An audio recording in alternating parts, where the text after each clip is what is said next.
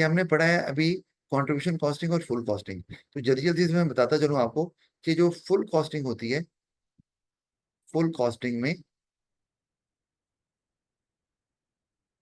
आप क्या करते हैं कि all cost are charged, all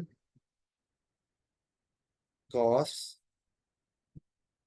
are charged to each product. ठीक है जी। और उसमें यानी कि जिसका मतलब है कि फिक्स कॉस्ट और वेरिएबल कॉस्ट दोनों चार्ज की जाती हैं हर प्रोडक्ट में। अच्छा, और दूसरी चीज जो इसमें है कि जो लॉस मेकिंग प्रोडक्ट्स होते हैं, लॉस मेकिंग प्रोडक्ट्स,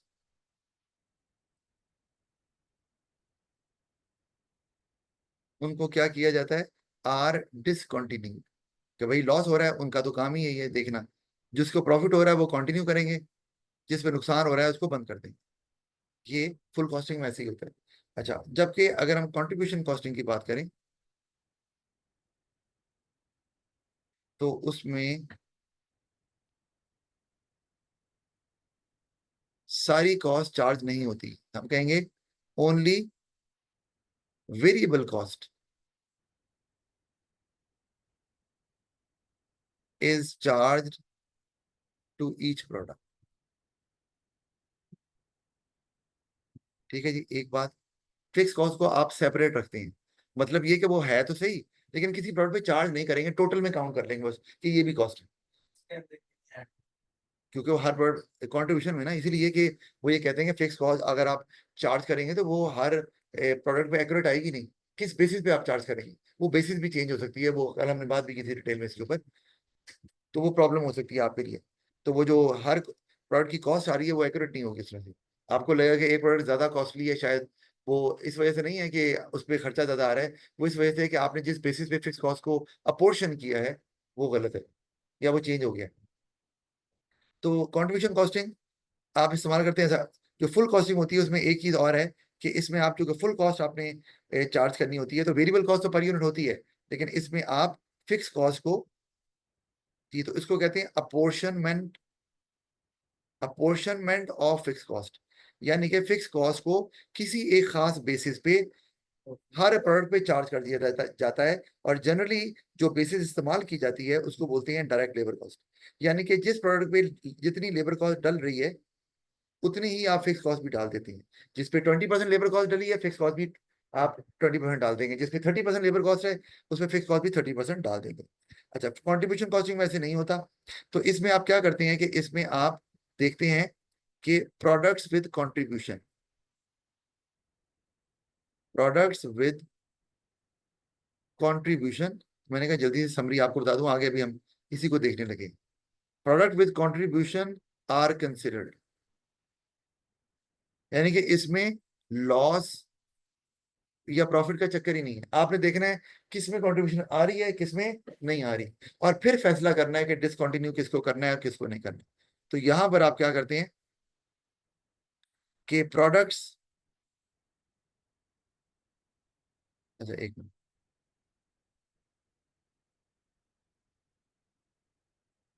तो loss making products, loss making products with zero contribution, with, वालेकुम सलाम, with zero contribution,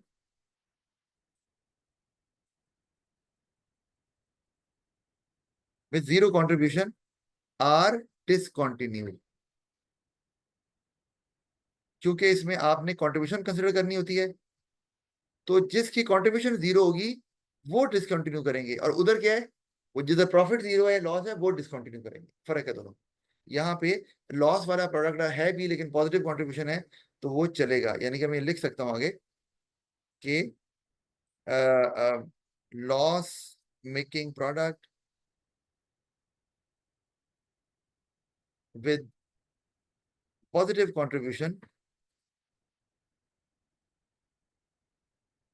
positive contribution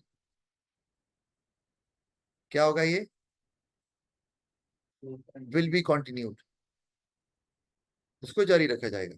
और क्यों जारी रखा जाएगा, क्योंकि उसको जारी रखने से क्या होता है ठीक है, क्योंकि वो आपके या तो प्रॉफिट को बढ़ाएगा अगर प्रॉफिट हो रहा है, ठीक है, अगर लॉस हो रहा है तो लॉस को कम करेगा, अगर आप लॉस मेकिंग प्रोडक्ट को, जो पॉजिटिव कंट्रीब्यूशन उसको कंटिन्यू कर रहे हैं तो। और अच्छा, अब देख लेते हैं, ये आपको समझ आ गया, हमें जल्दी से समरी देख ली है। अब वापस आते हैं क्वेश्चन पे। तो ये जो लिखा हुआ है, मैंने कहा था आपने पढ़ना है, लिखा हुआ है should a firm stop a loss making product. तो आप इसमें आपका आंसर क्या होगा कि अगर तो जीरो कंट्रीब्यूशन है तो बंद कर देंगे, पॉजिटिव है तो चलाएंगे, क्योंकि वो आपके, अगर प्रॉफिट है तो प्रॉफिट को बढ़ाएगा, लॉस है तो लॉस को कम कर देगा। अच्छा, नीचे आ जाए, छोटा बिजनेस एक्सेप्ट अ कॉन्ट्रैक्ट और purchase offer at low full cost, ये भी वही बात है तकरीबन, कि अगर हमने सिर्फ होटल्स की बात की थी, आप किसी को अपनी कॉस्ट से कम पर प्राइस ऑफर करेंगे कि इस प्राइस पे ले लो, तो जी बिल्कुल। कि अगर आपको लग रहा है कि आपका एक प्रोडक्ट जो है वो लॉस में आप बेच रहे हो लेकिन वो पॉजिटिव कंट्रीब्यूशन दे रहा है, तो आप वो प्राइस ऑफर उसको दे देंगे, क्योंकि अगर कोई नहीं खरीद रहा और वो आप नहीं बेचते अपनी प्राइस कम करके, तो आपको आपका लॉस बढ़ जाएगा और ये आपका प्रॉफिट जो हो रहा है वो कम हो जाएगा। अच्छा, अब जल्दी से इसकी हम वर्क एग्जाम्पल जरा देख लेते हैं, इसको जरा समझना है गौर से आपने, और मैं कुछ ऐड भी कर दूंगा इसमें।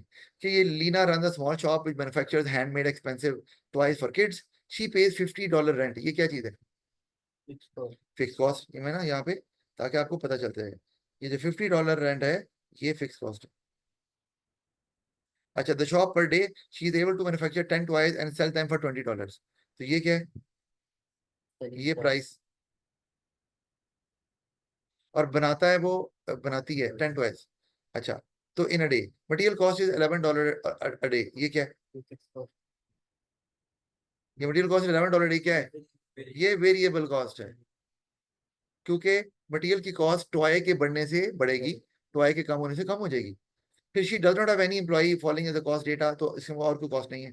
अब ओवरहेड $5 पर टॉय कैसे निकाली? क्योंकि यहाँ पर ये फुल कॉस्टिंग कर रहे हैं, हम फुल कॉस्टिंग देख रहे हैं। तो फुल कॉस्टिंग में तो क्या होता है, जो प्रोडक्ट लॉस में जा रहा है बंद कर दो। तो हम अभी फुल कॉस्टिंग का जरा देखें हिसाब। ये है यहाँ पे कि मैंने लिखा हुआ है इसमें, 10 पैड मैन्युफैक्चर करें तो उससे हाँ, अगर इफ फुल मैंने लिखा है फुल कॉस्टिंग का इस्तेमाल हो रही है, तो मैंने क्या किया है, मैंने $5 कैसे निकाली है? 50 जो है वो आपकी फिक्स कॉस्ट है, और ट्वाइस कितने हैं? 10 डिवाइड कर दिया सीधा, कोई बेसिस इस्तेमाल ही नहीं की। ये अभी कोई जो कह रहा था डिवाइड डिवीजन वाला, कौन कह रहा था कल? आप ही कह रहे थे, हाँ। तो वही किया कि 10 चीजें थी, 50 फिक्स कॉस्ट थी, डिवाइड कर दिया। तो हमें हुआ कि हर हर प्रोडक्ट पे $5 फिक्स कॉस्ट आ रही है, जो कि सही तो नहीं है बात, एनीवे कर दिया। मटेरियल कॉस्ट 11 है, यूनिट कॉस्ट 15 है आपके पास। तो अब आप क्या करेंगे अगर आपने काम कर दिया है? हाँ, यूनिट कॉस्ट हमें 15, मटेरियल कॉस्ट तो 11 नजर आ रही है ना? तो यूनिट कॉस्ट है एवरेज कॉस्ट, तो वो कैसे निकालेंगे? हैं? वो 16 नहीं होती थी। क्यों? $5 फिक्स कॉस्ट है, $11 की वेरिएबल कॉस्ट है। आप टोटल कॉस्ट देखेंगे पहले, तो टोटल कॉस्ट कितनी है? जो यूनिट कॉस्ट थी आपकी वेरिएबल कॉस्ट कितनी है? तो ये बदले ही नहीं। हाँ, अच्छा, वो 16 आप कह रहे हो। हाँ जी, यूनिट कॉस्ट 16 थी। वो 5 पर डॉलर है और वो 11, हाँ 16 होनी चाहिए वैसे तो ये, अच्छा चलो, यूनिट कॉस्ट हमें करना भी नहीं। एक दिन में बना दी। हाँ, एक दिन में, ठीक है, तो हम एक दिन का ही निकाल रहे हैं।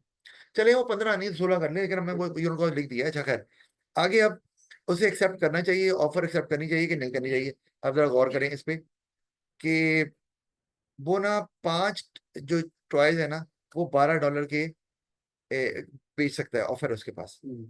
तो लेकिन उसकी जो मैंने अभी यूनिट कॉस्ट बताई वो 15 या 16 है, वो तो ज्यादा है, तो लॉस हो गया तो। अच्छा, और if she is able to sell 5 toys only on given day, यानी कि वो 10 टॉयज बनाती है, 5 टॉयज तो उसके बिक रहे हैं, उतने के कितने के? $20 के। लेकिन बाकी 5 टॉयज नहीं बिक रहे, लेकिन वो उसकी, हाँ 20 कहाँ? जी जी जी जी जी, ऐसे ही है ना, तो 5 बेचेगी तो 100 आ गया ना, $100 आ गया ना, है ना? तो वो अभी उसमें बात करते हैं अभी। अच्छा, अब ये कि बता ये रहा हूं कि वो अब उसे ऑफर ये लेनी चाहिए कि नहीं। 5 टॉयज $20 के बिक रहे हैं, वो तो ठीक है, प्रॉफिट में जा रहा है, सारी कॉस्ट कवर हो रही है। लेकिन 5 टॉयज जो है वो $12 की ऑफर अगर आ रही है उसके पास, तो सिर्फ वेरिएबल कॉस्ट कवर हो रही है, और कॉन्ट्रीब्यूशन कितनी आ रही है? $1 की आ तो रही है? नहीं आ रही, $2 आ रहे हैं। क्यों भाई? आपको आपको आपको 12 की ऑफर हुई है, वेरिएबल कॉस्ट 11 है। तो कंट्रीब्यूशन आ रही है। सो आपको इसको आपको कंटिन्यू करना चाहिए, ये ना। अच्छा, अब आगे देखो इधर, अब वर्किंग देखो। अब मैंने ये लिखा एक्सेप्ट एक्सेप्ट करना चाहिए। पहले देखते हैं रेवेन्यू कितना है। 20 × 5 ये है टोटल रेवेन्यू। कैसे आया? प्राइस 20 है और 5 टॉयज वो $20 के बेच पा रही है, तो हमारे पास क्या आ गया? 100। अब आगे माइनस ये 11 × 5, ये क्या चीज है? ये आपकी आएगी टोटल वेरिएबल कॉस्ट, क्योंकि वेरिएबल कॉस्ट $11 है पर टॉय। और कितने टॉयज बेच रही है वो? 5 यहाँ पर। तो वो आ गया। ये कौन से हैं? अच्छा, एक तो रेवेन्यू आ गया ना आपका। तो यहाँ पे आपको 55 आ रहा है। और प्लस आगे क्या है? वो क्या है? ये तो वेरिएबल कॉस्ट है। वो फिक्स कॉस्ट है। ये फिक्स कॉस्ट है। इलेक्ट्रिसिटी बिल पे बिल्कुल सही। इसका मतलब है जो प्रॉफिट आता है आपका, प्रॉफिट अगर मैं निकालना चाहूं तो प्रॉफिट आता है total revenue minus total cost. और टोटल कॉस्ट होती है fix cost plus variable cost. ठीक है ना? तो मैं वही कर रहा हूँ, पहले वेरिएबल कॉस्ट है 11 × 5 और आगे प्लस 50 वो भी ऐड करो। ठीक है? नहीं नहीं, वो देखो ना। अब 2 है, 5 जो है ना वो तो बिक रहे हैं 20 के। उसको तो साइड पे कर दो ना, 100 आ गया रेवेन्यू। अब बाकी की बात कर रहे हैं हम। जो अब बाकी हमारे पास 11 मटेरियल कॉस्ट है, बाकी होंगी 5। और बाकी 50 आपके पास जो फिक्स कॉस्ट भी है। तो कॉस्ट कितनी हुई है इसकी? ये अभी हम सिर्फ 5 टॉयज की बात कर रहे हैं जो बिक रहे हैं $20 के। तो आपके पास क्या आ गया? 100 माइनस 105, तो $5 का लॉस हो रहा है। $5 को लॉस हो रहा है फिर आपको, अगर आप 5 टॉयज बेच रहे हैं और बाकी 5 नहीं बेचते। ये किस में होता है?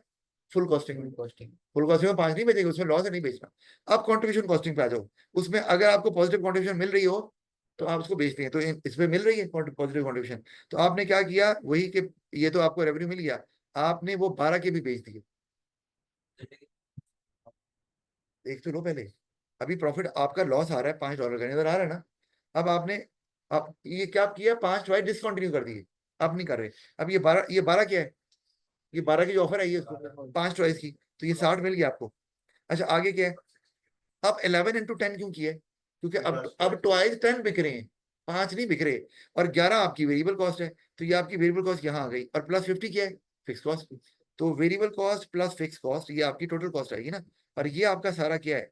ये टोटल रेवेन्यू है। कौन सा? 20 × 5 और 12 × 5 ये रेवेन्यू आएगा। तो आंसर क्या है अब आपका? $0। लॉस जो था वो खत्म हो गया, कम हो गया। मैंने क्या बताया था? अगर पॉजिटिव कंट्रीब्यूशन वाली कोई आपकी प्रोडक्ट है, उसको कंटिन्यू करने से ये होता है, प्रॉफिट होगा तो बढ़ जाएगा, लॉस होगा तो कम हो जाएगा। यहाँ तो 0 हो गया। ये हमने इसको प्रूव भी कर दिया, और पेपर में आपको हो सकता है कैलकुलेशन भी आ जाए कि बताएं कैलकुलेट करके कि हमें कंटिन्यू करना चाहिए कि नहीं, और क्यों करना चाहिए बताएं। तो क्योंकि उसने कवर कर ली ना, वो फिक्स कॉस्ट कवर कर ली, वरना वो सारी उस पर डल जानी थी। ठीक है, ओके, बात ये है ना। अब आते हैं आगे एवेल्युएशन पे। तो यहाँ पर, अच्छा, ये जो निकला हमारा, ये क्या चीज है? ये है टोटल रेवेन्यू। और ये क्या है? ये टोटल कॉस्ट। और आपके पास आगे $0 लॉस आ गया आराम से। इस तरह निकाला ना हमने ये। और पहले क्या था? पहले टोटल रेवेन्यू सिर्फ 100 था और टोटल कॉस्ट कितनी थी? 105, तो वहां पे $5 का लॉस आ रहा था आपको। अच्छा, आगे चले आप एवेल्यूशन पे देखने जरा। कंट्रीब्यूशन कॉस्टिंग की सबसे पहले, avoids apportioning overheads to cost and profit centres to avoid inaccurate cost data. जारी बात है। अगर आप, वही हमने कल बात की थी, अगर आप फिक्स कॉस्ट को जबरदस्ती थोपेंगे हर प्रोडक्ट पे, तो हो सकता है वो एक्यूरेट कॉस्ट उसकी ना बताए, क्योंकि जो बेसिस आप ले रहे हैं वो चेंज हो गई है, या वो आपकी प्रोडक्ट की कॉस्ट को एक्यूरेटली रिप्रेजेंट ही नहीं कर रही। कल भी बात हुई थी इसके ऊपर। अच्छा, फिर certain product might be produced despite getting loss but with positive contribution. ये अच्छी बात है कि एक लॉस मेकिंग प्रोडक्ट भी आप चला रहे हैं, वरना आपके जहन में तो आता है प्रॉफिट या लॉस। लॉस है, बंद कर दो। लेकिन ये अच्छा डिसीजन नहीं होगा। ये आपको कवर करते हो आपको समझ आती। और आप उसको चलाएंगे तो क्या होगा? अगर प्रॉफिट है तो प्रॉफिट बढ़ेगा, अगर लॉस है तो कम हो जाएगा। अच्छा, तो तीसरा advantage, excess capacity is effectively used as overhead is spread over number of customer. अच्छा, एक्सेस कैपेसिटी क्या होती है? वो ऐसे ही होटल है, उसमें 10 कमरे हैं, 5 कमरे बुकड हैं, 5 खाली हैं। अब वो 5 कमरे, उसके लिए आपने बंदे तो रखे हुए हैं ना, कभी भी कस्टमर आ सकता है। अब वो फारिग है, उसके लिए रूम सर्विस के लिए बंदे आपने रखे हुए हैं, लेकिन है वो विले, सैलरी उनको मिल रही है। तो आप कहेंगे यार ये जो इसको बोलते हैं एक्सेस कैपेसिटी। कैपेसिटी आपकी 10 रूम बुक करने की है, आपने 5 बुक किए हैं, तो आपके तो वो जाया हो रहे हैं। तो बेहतर है उनको क्या करो, कंट्रीब्यूशन पे वो रूम्स भी दे दो, तो उससे आपकी कुछ ना कुछ कॉस्ट निकलेगी और आपकी जो एक्सेस कैपेसिटी पड़ी हुई है वो इस्तेमाल में आ जाएगी। अच्छा एक और बात, आप एक फैक्ट्री को ले लो, तो आपकी कोई एक दो 5 मशीन है और 2 इस्तेमाल हो रही है, 3 नहीं हो रही, तो 3 नहीं हो रही तो वो तो ज्यादा खराब हो जाएगी जब इस्तेमाल नहीं करेंगे, मशीन तो ऐसी ही होती है, जंग लग जाएगा। गाड़ियों को ले लो, गाड़ी आप 6 महीने के लिए बंद करके चले जाओ, वो टायर भी फ्लैट हो जाएंगे और बैटरी भी खत्म हो जाएगी और इंजन भी स्टार्ट भी नहीं होना गाड़ी में। तो आप वो उनको इस्तेमाल में लाके ना सिर्फ ये कि अपने प्रॉफिट को बेहतर कर रहे हो, आप उस एक्सेस कैपेसिटी का यूज कर रहे हो और आपके रिसोर्सेज वेस्ट नहीं हो रहे। सर हर केस के अंदर कंट्रीब्यूशन कॉस्टिंग फायदा देती नहीं है। अभी नुकसान देखने लगे हैं ना, कब नहीं होता ये देखो आगे। नुकसान क्या है, कस्टमर में become habitual and getting goods at a lower price. आप होटल गए, आपने 4,000 चार्ज कर लिया एक रूम का, कस्टमर लगे अगली बार दोबारा आया, उस पर पीक सीजन चल रहा था, रूम सारे लगे हुए थे या एक खाली था और कस्टमर 4 थे, उसने 10,000 मांग लिए, तो कस्टमर तो लड़ाई करेगा, यार 4,000 का रूम लेके गया हूँ।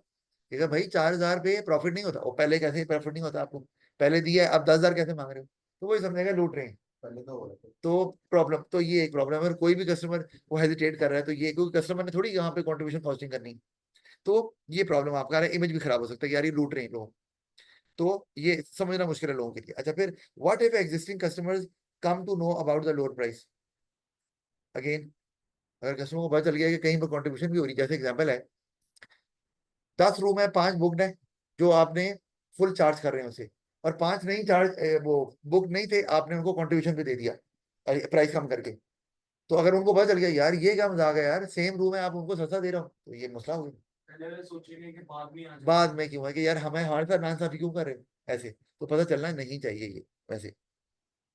अच्छा एक ही प्रॉब्लम है, इमेज खराब हो जाएगा। अच्छा फिर can affect the exclusivity image of high quality, कि अगर आप सस्ता करके बेचेंगे, आप तो असल में कंट्रीब्यूशन पे बेच रहे हैं, लेकिन वो कहेगा अच्छा प्राइस कम की है, रूम को छोड़ दो कोई भी और प्रोडक्ट ले लो, इसका मतलब है लाजमी 2 नंबरी की है इन्होंने, अपनी क्वालिटी पे कॉम्प्रोमाइज कर लिया इन्होंने, लोग इंप्रेशन ये जाएगा आपका, क्योंकि आप प्राइस कम कर रहे हैं, लेकिन प्राइस कम कर रहे हैं क्योंकि आपने अपने प्रॉफिट को कॉम्प्रोमाइज किया, लेकिन वो क्या समझेंगे, क्वालिटी पे कॉम्प्रोमाइज करके। फिर तो इसका मतलब है आपके अब बात का जवाब दे रहा हूँ, अगर कोई प्रोडक्ट बहुत हाई क्वालिटी है, उसका इमेज है, तो वहां ये काम नहीं चलेगा, क्योंकि हाँ डिस्काउंट में क्या है कि अगर आपने कोई डिस्काउंट लगाया हुआ है तो उसमें ये होता है कि आप अपने ओरिजिनल प्राइस को सामने रखते हैं। जब एंड ऑफ सीजन सेल भी लगती है, अभी भी लगने वाली होगी या लगी होगी, तो उसमें उन्होंने लिखा होता है ओरिजिनल प्राइस और ये डिस्काउंटेड प्राइस, तो पता चले कि यार प्राइस वही, प्रोडक्ट वही क्वालिटी है, लेकिन अभी टेम्परेली प्राइस कम की, वो एक और बात है।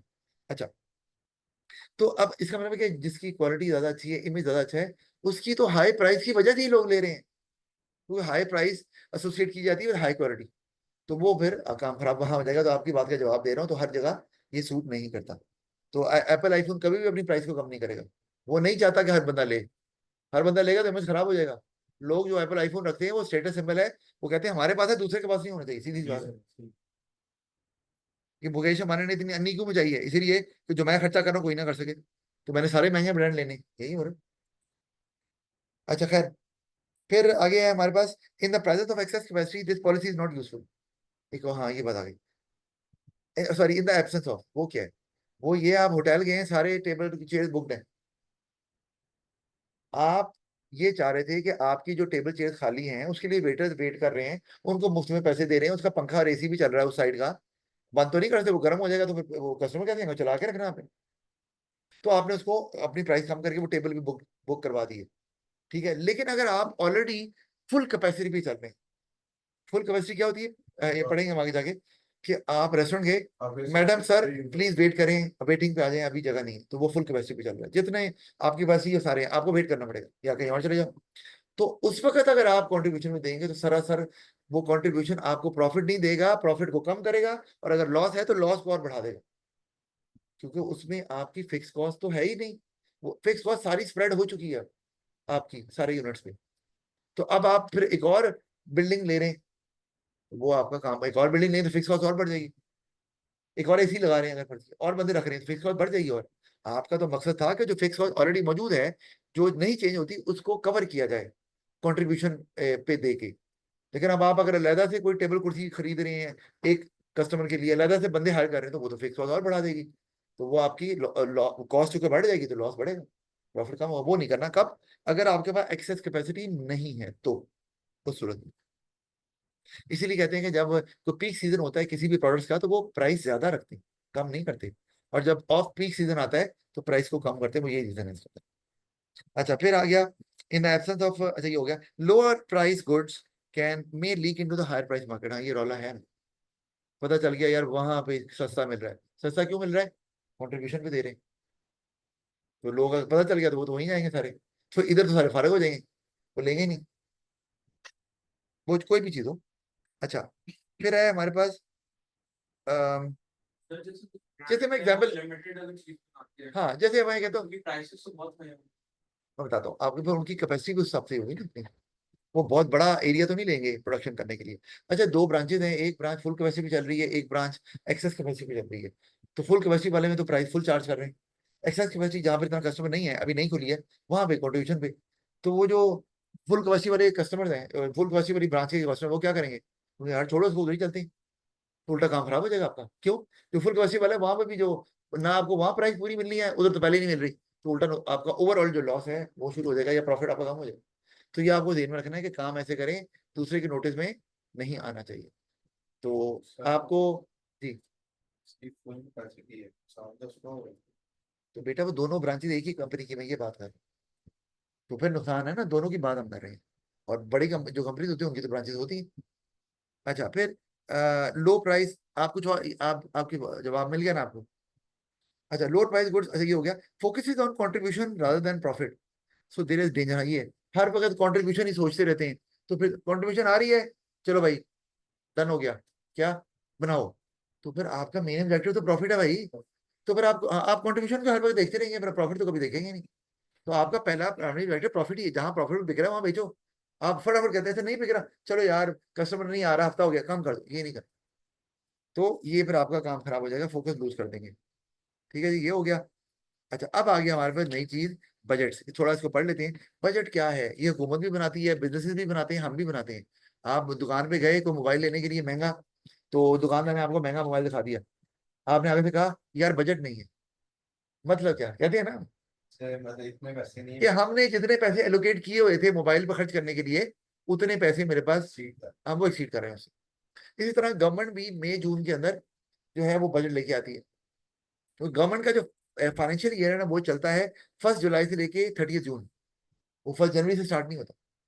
तो जून में बजट आया था कि गवर्नमेंट ने आगे एजुकेशन सेक्टर पे कितना खर्च करना है, पावर जनरेशन पे कितना खर्च करना है, वो हेल्थ केयर पे कितना खर्च करना है। इसी तरह बिजनेसेस भी ये करते हैं कि वो पहले से डिसाइड करते हैं कि हमारा एक बजट कितना होना चाहिए, रेवेन्यू कितना आएगा, और ये भी कि खर्चे कितने होंगे। तो गवर्नमेंट जो बजट बनाती है ना, उसमें खाली ये नहीं होता कि पैसे कितने आने हैं, खर्चे कहाँ कहाँ करने हैं।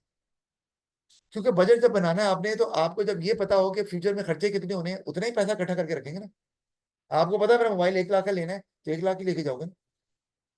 तो जब बिजनेस बजट बजट बजट बनाते हैं, तो बजट बेसिकली क्या होता है, एस्टिमेटेड फिगर।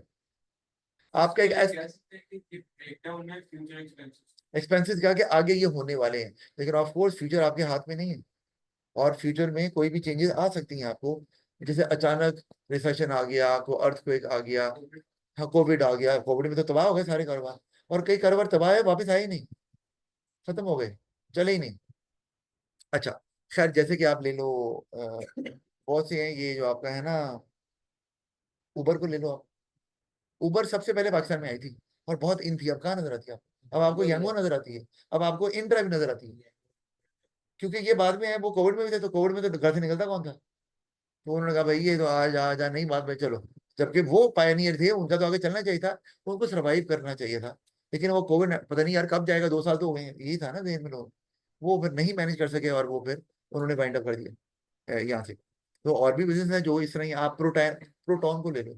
प्रोटॉन गाड़ियां बनाती है, प्रोटॉन सैगा, प्रोटॉन X70 बड़ी सी गाड़ी है, अगर आपने कभी देखा हो प्रोटॉन X70 ना, SUV टाइप है, क्रॉस ओवर, वो बहुत अच्छी गाड़ी है, मैंने उसको नॉन देखी। एक्सेप्टेबल हाँ उसी उसी उसी टाइप की। टाइप की तो वो भी निकली, वो नहीं मैनेज हुआ उनके साथ, क्यों, आपको अपना अगला बजट और रेवेन्यू देखना है, कि अगर आप अपने एक्सपेंसेस को नहीं देखेंगे कि अभी कितने यार अभी तो मीट हो रहे हैं, ये नहीं होता, आगे क्या होने वाला है आपको फर्सी करना है।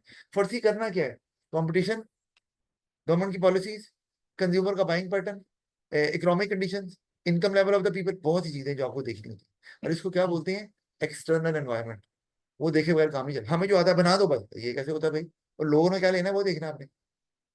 अच्छा, तो अब हमें बजट की समझ आ गई, तो आपने फ्यूचर एक्सपेंसेस और इनकम दोनों को क्या एस्टिमेशन करना होता है, एक डॉक्यूमेंट है वो बना देते हैं आप। आगे चलते हैं, अब देखो एडवांटेजेस क्या है, एक तो प्लानिंग, आपको प्लानिंग में हेल्प मिलती है कि यार इतने खर्चे हैं और इतने एक्सपेंसेस हमने करने हैं, तो आपको एक, अब आप ओवर स्पेंड नहीं करते। जब जेब में 1 लाख रुपया आया तो आपने खर्चा ज्यादा क्या करना है, 1 लाख का मोबाइल लेने गए, आपने आपको 2 लाख दे दिया अब्बा जी ने, अब तो आप चलो यार जो मिलता है ठीक है, आप तो 2 लाख ही खर्च कराओगे, तो ये ओवर स्पेंड होगा। मुझे कहा यार ये क्या कि 1 लाख मुझे चाहिए था, मैंने घर का वो खर्चा पूरा करना था, तूने वैसे दिए थे। तो इसीलिए बजट जब आ गया तो अब आप ओवर स्पेंड नहीं करेंगे ना, आपको पता है करेंगे तो फौरन पता चल जाएगा कि भाई तेरा बजट तो इतना था। तो आप फौरन फिर देखेंगे रूट कॉज क्या है, ये फाइनेंशियल डिपार्टमेंट का कसूर है या ऑपरेशन डिपार्टमेंट में वर्कर्स ने नेग्लिजेंस की है, मैनेजर ने सही से कंट्रोल नहीं किया, रॉ मटेरियल महंगा ले लिया है, वेस्ट ज्यादा किया है, क्या इशू है। अच्छा, तो प्लानिंग में आपको प्रॉब्लम नहीं होगा, क्योंकि आपके पास वो फाइनेंशियल कंस्ट्रेंट मैंने आगे लिखा हुआ है कि एक लिमिट लगा दी है। तो आप वही प्लान करेंगे जो वो टारगेट रखेंगे जो रियलिस्टिक है। रियलिस्टिक का मतलब क्या है, जितने पैसे हैं उससे ज्यादा, 2 लाख दिया तो 4 लाख का मोबाइल तो नहीं ले सकता ये। तो आपके जो टारगेट्स होंगे वो रियलिस्टिक होंगे।